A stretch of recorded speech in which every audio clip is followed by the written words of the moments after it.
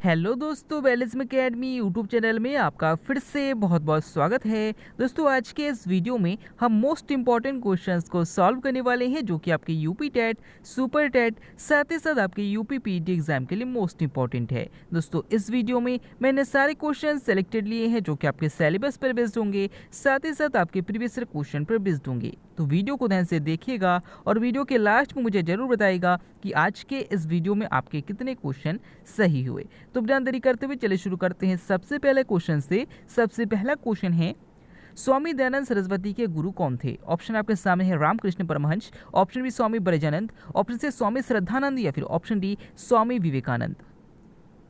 इसका सही आंसर हो जाएगा ऑप्शन बी स्वामी ब्रजानंद। दोस्तों, याद रखिएगा कि स्वामी दयानंद सरस्वती के जो गुरु थे वो स्वामी ब्रजानंद थे। अगर आपसे पूछा जाता है कि स्वामी विवेकानंद के गुरु कौन थे तो याद रखिएगा रामकृष्ण परमहंस थे। अगला क्वेश्चन, महाराष्ट्र में गणपति उत्सव शुरू करने का श्रेय किसको जाता है? ऑप्शन आपके सामने चित्तरंजन दास, ऑप्शन बी बाल गंगाधर तिलक, ऑप्शन सी पंडित जवाहरलाल नेहरू या फिर ऑप्शन डी मौलाना अबुल कलाम आजाद। इसका सही आंसर हो जाएगा ऑप्शन बी बाल गंगाधर तिलक। दोस्तों, याद रखिए कि महाराष्ट्र में गणपति उत्सव या फिर शिवाजी उत्सव शुरू करने का जो श्रेय जाता है वो बाल गंगाधर तिलक को जाता है। अगर आपसे पूछा जाता है कि गर्मदलीय आंदोलन का पितामह किसे कहा जाता है तो याद रखिएगा बाल गंगाधर तिलक को ही कहा जाता है। अगला क्वेश्चन, भारतीय क्रांति की मां किसे कहा जाता है? ऑप्शन आपके सामने Annie Besant, option B Sarojini Naidu, option C Bhikaji Cama या फिर ऑप्शन डी इनमें से कोई नहीं। इसका सही आंसर हो जाएगा ऑप्शन सी भीकाजी कामा। दोस्तों, याद रखिएगा कि भीकाजी कामा को भारतीय क्रांति की मां कहा जाता है। अगर आपसे पूछा जाता है कि स्वतंत्र भारत की पहली महिला राज्यपाल कौन थी तो याद रखिएगा सरोजिनी नायडू थी। अगर आपसे पूछा जाता है कि भारतीय राष्ट्रीय कांग्रेस की अध्यक्षता करने वाली पहली महिला कौन थी तो याद रखिएगा एनी बेसेंट थी। अगला क्वेश्चन, स्वतंत्र भारत के प्रथम शिक्षा मंत्री कौन थे? ऑप्शन आपके सामने Baldev Singh, option B doctor Rajendra Prasad, option C Pandit Jawaharlal Nehru या फिर ऑप्शन डी मौलाना अबुल कलाम आजाद। इसका सही आंसर हो जाएगा ऑप्शन डी मौलाना अबुल कलाम आजाद। दोस्तों, याद रखिए कि स्वतंत्र भारत की मंत्रिपरिषद में टोटल 36 सदस्य थे। याद रखिएगा कि स्वतंत्र भारत के पहले रक्षा मंत्री बलदेव सिंह थे, स्वतंत्र भारत के पहले प्रधानमंत्री पंडित जवाहरलाल नेहरू थे और स्वतंत्र भारत के पहले शिक्षा मंत्री मौलाना अबुल कलाम आजाद थे। अगर आपसे पूछा जाता है कि स्वतंत्र भारत के पहले राष्ट्रपति कौन थे तो याद रखिएगा डॉक्टर राजेंद्र प्रसाद थे। अगला क्वेश्चन, गोखले माई पॉलिटिकल गुरु किसकी रचना है? ऑप्शन आपके सामने Mahatma Gandhi, option B doctor Rajendra Prasad, option C JB Kripalani या फिर ऑप्शन डी रविंद्रनाथ टैगोर। इसका सही आंसर हो जाएगा ऑप्शन ए महात्मा गांधी। दोस्तों, याद रखिए कि महात्मा गांधी के जो गुरु थे वो गोपाल कृष्ण गोखले थे और इनकी ही पुस्तक है गोखले माई पॉलिटिकल गुरु। अगर आपसे पूछा जाता है कि जब भारत विभाजन हुआ था उस टाइम भारतीय राष्ट्रीय कांग्रेस की अध्यक्षता किसके द्वारा की गई थी तो याद रखिएगा जेबी कृपलानी के द्वारा की गई थी। अगला क्वेश्चन, पाकिस्तान का प्रथम गवर्नर जनरल कौन था? ऑप्शन आपके सामने है Lord Mountbatten, option B C Rajagopalachari, option C Mohammad Ali Jinnah या फिर ऑप्शन डी चौधरी रहमत अली। इसका सही आंसर हो जाएगा ऑप्शन सी मोहम्मद अली जिन्ना। दोस्तों, याद रखिएगा कि पाकिस्तान का प्रथम गवर्नर जनरल जो था मोहम्मद अली जिन्ना था। अगर आपसे पूछा जाता है कि पाकिस्तान शब्द का सर्वप्रथम प्रयोग किसके द्वारा किया गया था तो याद रखिएगा चौधरी रहमत अली के द्वारा किया गया था। अगर आपसे पूछा जाता है कि स्वतंत्र भारत के पहले गवर्नर जनरल कौन थे तो याद रखिएगा लॉर्ड माउंटबेटन थे। और अगर आपसे पूछा जाता है कि स्वतंत्र भारत के पहले भारतीय गवर्नर जनरल कौन थे तो याद रखिएगा सी राजगोपालाचारी थे। अगला क्वेश्चन, बायोगैस किसे कहा जाता है? ऑप्शन आपके सामने gobar gas, option B hydrogen gas, option C chloroform या फिर ऑप्शन डी सल्फर डाइऑक्साइड। इसका सही आंसर हो जाएगा ऑप्शन ए गोबर गैस। दोस्तों, याद रखिए कि गोबर गैस को बायोगैस कहा जाता है। अगर आपसे पूछा जाता है कि गोबर गैस में किस गैस की अधिकता होती है तो याद रखिएगा मेथेन की अधिकता होती है। अगला क्वेश्चन, पटाखों में कौन सा फास्फोरस पाया जाता है? ऑप्शन आपके सामने है लाल फास्फोरस, ऑप्शन बी सफेद फास्फोरस, ऑप्शन सी पीला फास्फोरस या फिर ऑप्शन डी इनमें से कोई नहीं।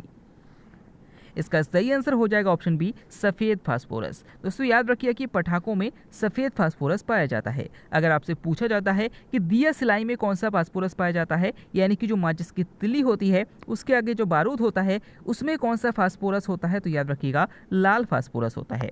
अगला क्वेश्चन, भविष्य का धातु किसे कहा जाता है? ऑप्शन आपके सामने uranium, option B platinum, option C sodium या फिर ऑप्शन डी टाइटेनियम। इसका सही आंसर हो जाएगा ऑप्शन डी टाइटेनियम। दोस्तों याद रखिएगा कि टाइटेनियम को भविष्य का धातु कहा जाता है। और अगर आपसे पूछा जाता है कि आशा का धातु किसे कहा जाता है तो याद रखिएगा यूरेनियम को कहा जाता है।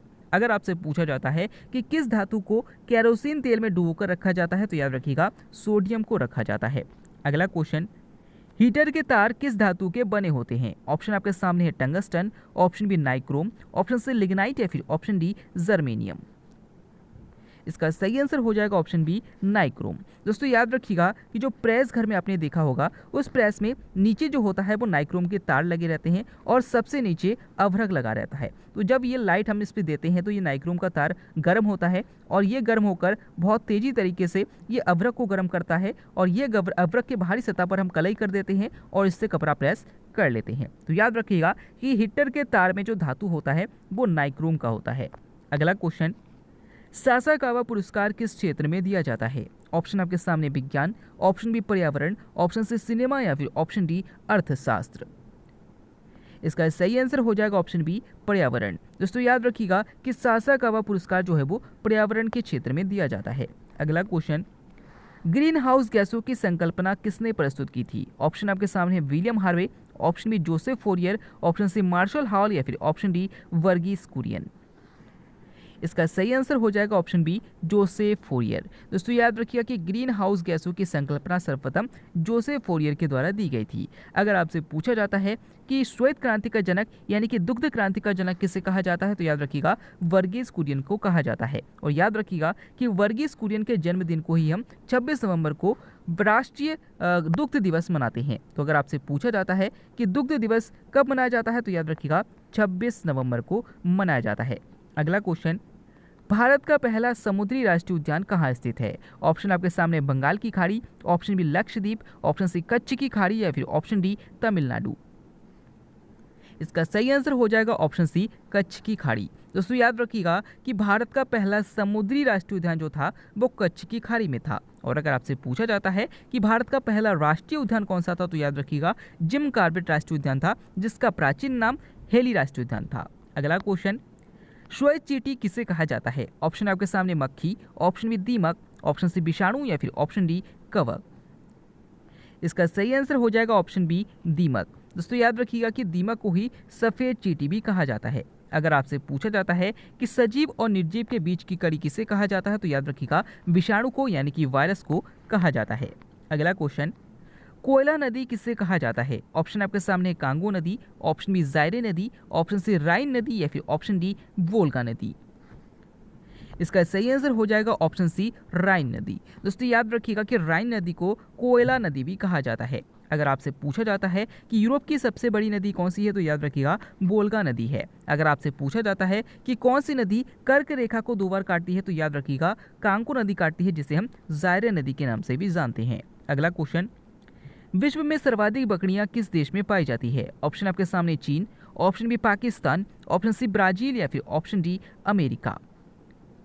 इसका सही आंसर हो जाएगा ऑप्शन ए चीन। दोस्तों याद रखिएगा कि विश्व में सर्वाधिक बकरियां जो होती है वो चीन में पाई जाती है। अगर आपसे पूछा जाता है कि सर्वाधिक गधे किस देश में पाए जाते हैं तो याद रखिएगा पाकिस्तान में पाए जाते हैं। अगर आपसे पूछा जाता है कि सबसे अधिक कपास का उत्पादन या फिर कह सकते हैं कि सबसे अधिक कहवा का उत्पादन किस देश में किया जाता है तो याद रखिएगा ब्राजील में किया जाता है। अगला क्वेश्चन, अनाज के छिलके में कौन सा विटामिन पाया जाता है? ऑप्शन आपके सामने vitamin B, option B vitamin C, option C vitamin K या फिर ऑप्शन डी विटामिन ई। इसका सही आंसर हो जाएगा ऑप्शन ए विटामिन बी। दोस्तों याद रखिएगा कि अगर आपसे पूछा जाता है कि चावल को धोने पर उसमें से कौन सा विटामिन नष्ट हो जाता है तो याद रखिएगा विटामिन बी नष्ट हो जाता है। यानी कि याद रखिएगा कि चावल को धोने पर या चावल को पॉलिश करने पर उसमें से उसका ऊपरी आवरण जो होता है यानी कि जो उसका छिलका होता है उसमें से विटामिन बी नष्ट हो जाता है। और जो चावल है, जो गेहूँ है, ये सब अनाज के अंतर्गत आते हैं। तो यही आपसे क्वेश्चन घुमाकर पूछा गया है कि अनाज के छिलके में कौन सा विटामिन पाया जाता है तो याद रखिएगा विटामिन बी पाया जाता है। अगला क्वेश्चन, पीएच मान का पता सर्वप्रथम किसने लगाया था? ऑप्शन आपके सामने Sorensen, option B Darwin, option C Ivanovsky या फिर ऑप्शन डी ल्यूएनहॉक। इसका सही आंसर हो जाएगा ऑप्शन ए सोरेनसन। दोस्तों याद रखिएगा कि पीएच का फुल फॉर्म होता है पोटेंशियल ऑफ हाइड्रोजन, यानी कि हाइड्रोजन की शक्ति। याद रखिएगा कि इसका पता सर्वप्रथम जो लगाया था वो सोरेनसन ने लगाया था। अगर आपसे पूछा जाता है कि विषाणु की खोज यानी कि वायरस की खोज किसने की थी, तो याद रखिएगा इवानोवस्की ने की थी।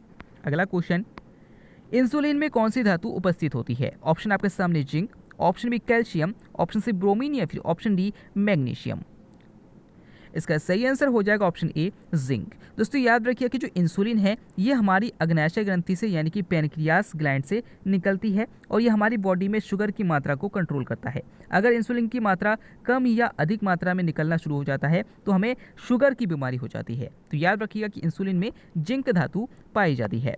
अगला क्वेश्चन, मानव शरीर में खून की शुद्धिकरण की प्रक्रिया को क्या कहा जाता है? ऑप्शन आपके सामने अपोहन, ऑप्शन बी निस्यंदन, ऑप्शन सी जस्तीकरण या फिर ऑप्शन डी स्वेदीकरण। इसका सही आंसर हो जाएगा ऑप्शन ए अपोहन। दोस्तों याद रखिए कि मानव शरीर में खून के शुद्धिकरण की प्रक्रिया को अपोहन कहा जाता है, जिसे इंग्लिश में डायलिसिस कहा जाता है। अगला क्वेश्चन, गिद्ध संरक्षण प्रोजेक्ट कब प्रभावी हुआ? ऑप्शन आपके सामने 1973, ऑप्शन बी 1992, ऑप्शन सी 1972 या फिर ऑप्शन डी 2006। दोस्तों इस क्वेश्चन के आंसर आपको हमें कमेंट के द्वारा बताना है। आज का वीडियो आपको कैसा लगा, साथ ही साथ आज के वीडियो में आपके कितने क्वेश्चन सही हुए कमेंट करके जरूर बताइएगा। इस क्वेश्चन को मैंने कल की वीडियो में करा दिया था, तो अगर आपने कल का वीडियो ध्यान से देखा होगा और समझा होगा तो आप इसका आंसर जरूर कर पाएंगे। हमारे वीडियोज़ आपको कैसे लगते हैं वीडियोज़ में कमेंट करके जरूर बताइएगा। हम फिर से लौटेंगे एक नया नेक्स्ट वीडियो लेकर, तब तक के लिए देखते रहिए, सीखते रहिए।